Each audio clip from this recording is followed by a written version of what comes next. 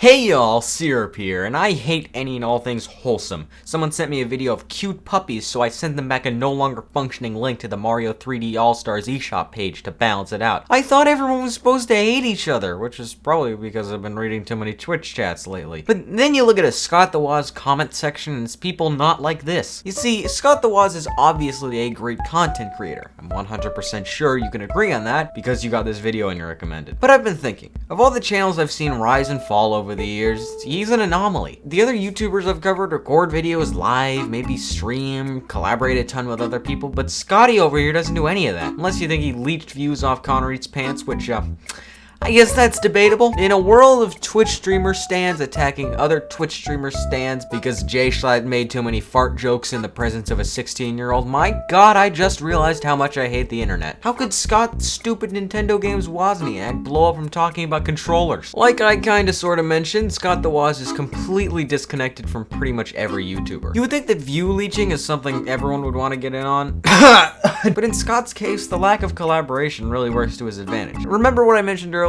about Twitch streamers? In a world of Twitch streamer stans attacking other Twitch streamer stans because Jay Schlatt made too many fart jokes in the presence of a 16-year-old, my god, I just realized how much I hate the internet. Well, unless he's making racist jokes in a game of dots and boxes with Connor Eats Pants, I doubt that would be a problem. See, this disconnect from the rest of YouTube helps Scott in two major ways. First is that when he does make the occasional appearance on the Connor Eats Pants, it's special because you never see him outside of that desk chair. I didn't mention this when I talked about Jay Schlatt, but it's the same deal. By not streaming, Jay Schlatt's appearance in collabs is much more exciting. Oh, what's he gonna do? What's he gonna do?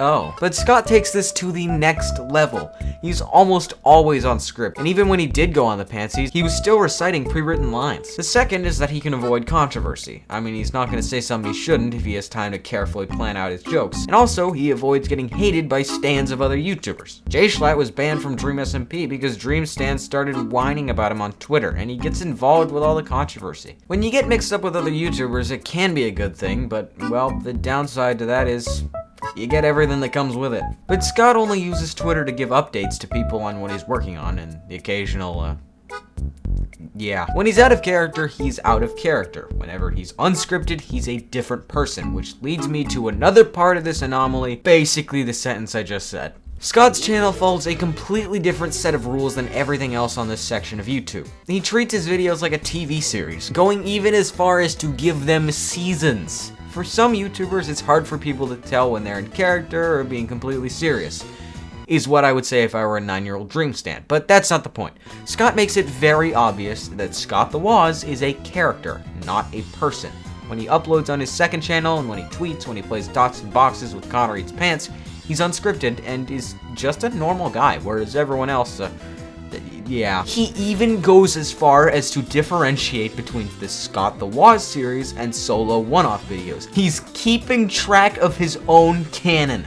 I mean, after all, isn't it a YouTube channel? A TV channel doesn't have just one show. Oh, wait, sorry.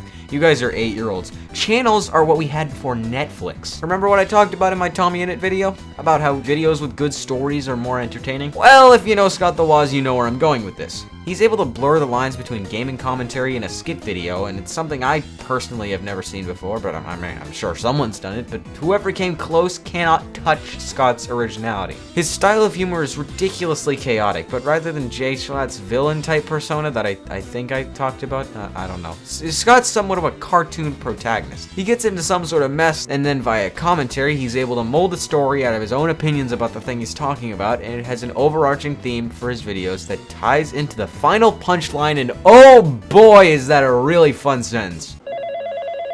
Hello, this is Scott Wozniak's We Play Motion Reselling Studios. Liquidate the company! But the big so what here, the big takeaway isn't that Scott The Woz is just different. It's that he's able to make this unique style of content and go against everything gaming, commentary, and comedy channels are known for, while also maintaining steady growth and acceptance from a community that's used to...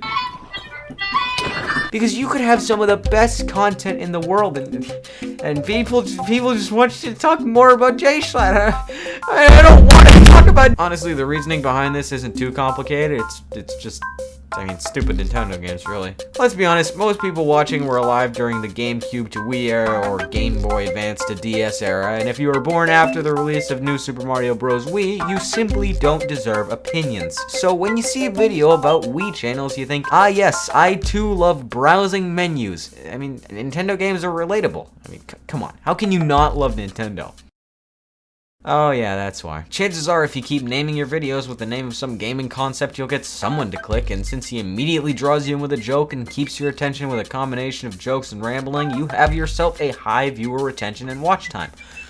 Which leads to more recommendations, which leads to more impressions, which leads to more watch time, and suddenly you're famous because you complained about Wiimotes. Oh my gosh, you're telling me I didn't have to talk about J-Schlatt this whole time? Scott The Woz is the comfort food of YouTube. He's a break from all the Twitter controversy, cancellations, allegations, all the bullshit we've grown accustomed to during this age of the internet. He's a YouTuber who's completely isolated himself from everyone other than Connor Eats Pants, which really isn't anyone, so yeah, he's isolated himself from everyone. And yet he's an integral part of this culture. Everyone knows and loves Scott The Woz because he stands out in the crowd, filling his own niche with an absurd sense of humor that you can't at least not smile at. And that is how the anomaly of Scott The Woz clambered his way up the YouTube algorithm ladder.